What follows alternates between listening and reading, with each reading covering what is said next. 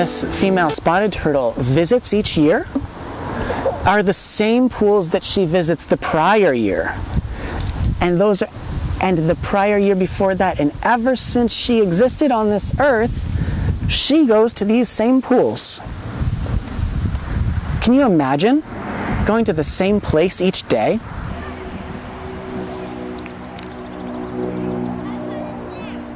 Not only are there turtles here that require certain kinds of places to live, there are also frogs up in those vernal pools that really rely on vernal pools heavily for their existence, and try to catch them like that with a net. You go gently over the frog, slowly and gently. Why would we go slowly and gently with a frog and a net? Anybody throw basketballs? What happens when you get that basketball right through the hoop? Whoosh. Easy. She has one too. That looks like a very healthy one. All right. What I would say is just stay low when you're holding. So squatting down is good, because the lower the frog is, if the frog does jump out of your hand, then it doesn't actually get hurt. So your thumb, okay. So we're good with our thumbs over there. If you want to set this over there, I'm 5 minutes with the friends. There's a cat. This one? Every once in a while, make sure it gets a little wet. Yeah. Give him a little water so he doesn't get too dried out. Oh, okay, nice. This is a little frog with you yet? I got tackle. Oh, wait, okay, so you have Yeah, I got tackle. Yeah, I saw tackle under there. Mommy. You a slimy guy. I never thought that. Yeah. Make sure it's like your street. I'm gonna get my book. I think it is. That's what my guess was. I'm glad to hear you say that. That is neat. Wait, you hold him too? There he is. Oh, don't put all of it. Oh, you know why it doesn't look like a leech entirely? It's eating a lot. Oh my goodness.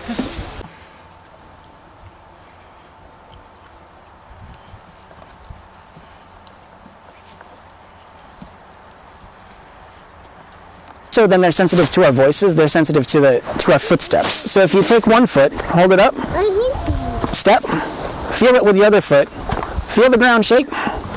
If you're a snake, you're gonna feel that ground shake. That could be a rock and roll song.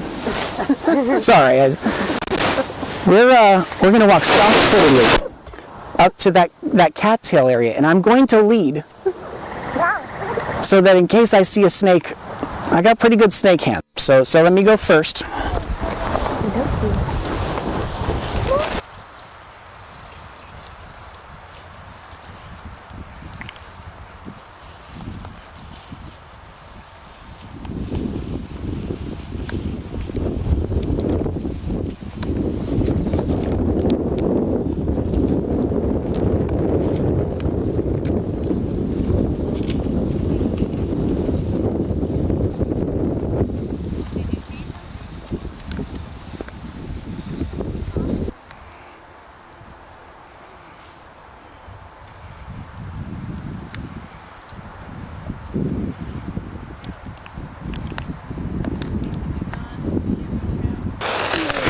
So what I wanted to share with you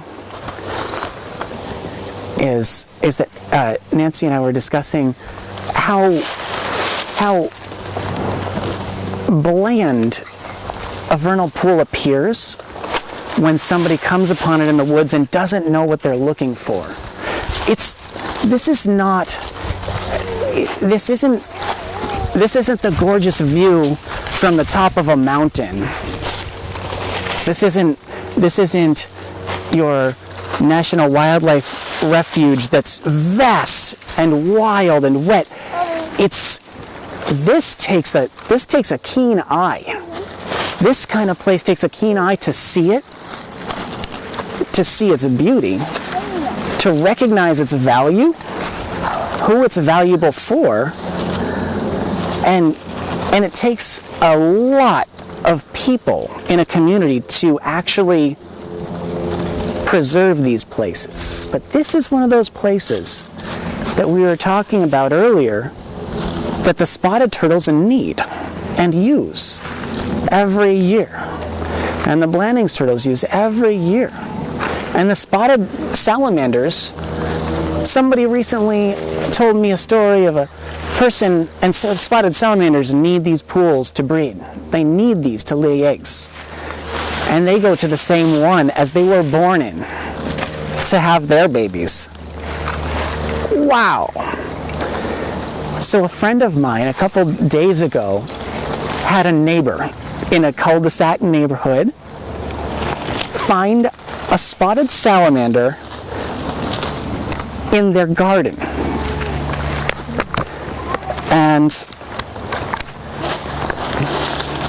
this is a spotted salamander. I'll pass the book around in a minute. There are probably spotted salamanders somewhere in here. So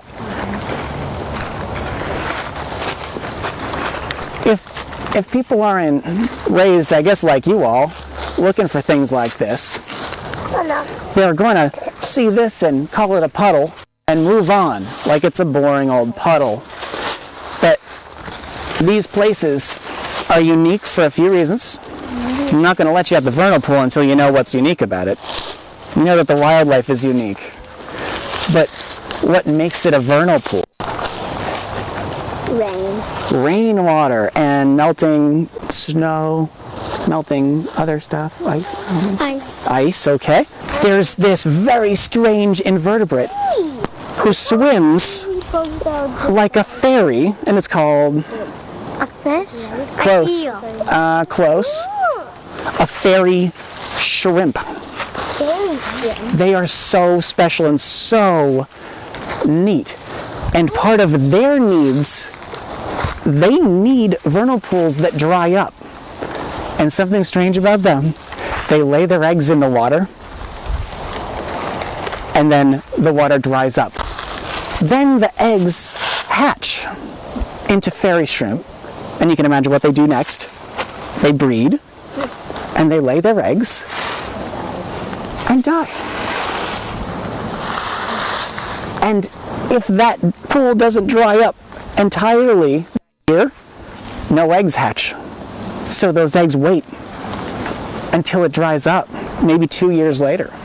And then you get the idea. That's amazing. It's so bizarre and so neat. Like these, so there's, yeah, it's a long time.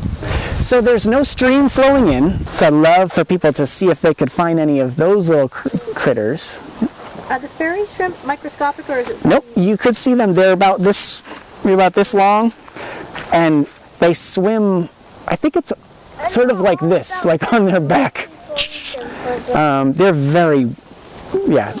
If you see something really strange floating around, just catch it and. Yep, we'll see some weird creatures in here.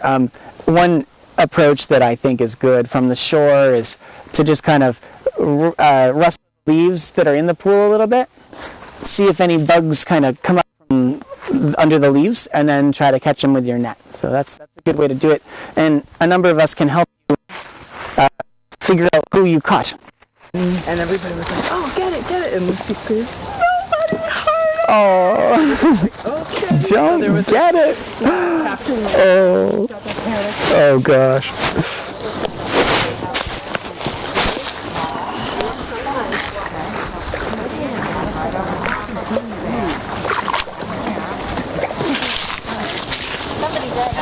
I'm sorry? Maybe somebody's egg. Okay. This is what we called it.